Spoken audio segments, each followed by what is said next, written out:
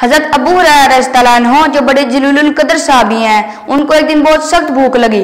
वो रास्ते में बैठ गए कि कोई सहाबी इन्हें खाना खिला दे।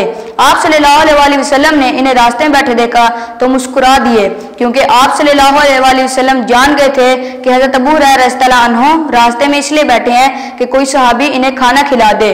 आप सल्लल्लाहु अलैहि वसल्लम ने हज़रत अबू हुरैरा रज़ियल्लाहु अन्हु से फरमाया, मेरे साथ आओ। आप सल्लल्लाहु अलैहि वसल्लम इन्हें लेकर घर में दाखिल हुए। आप सल्लल्लाहु अलैहि वसल्लम के घर में दूध मौजूद था जो किसी सहाबिया रज़ियल्लाहु अन्हा ने आप सल्लल्लाहु अलैहि वसल्लम के लिए भेजा था। आप सल्लल्लाहु अलैहि वसल्लम ने हज़रत अबू हुरैरा रज़ियल्लाहु अन्हु से इरशाद फरमाया, जाओ और फुकरा को बुला कर लाओ। फिर जब फुकरा आ गए तो आप सल्लल्लाहु अलैहि वसल्लम ने हज़रत अबू हुरैरा रज़ियल्लाहु अन्हु से इरशाद फरमाया, दूध लो और इन सबको दो।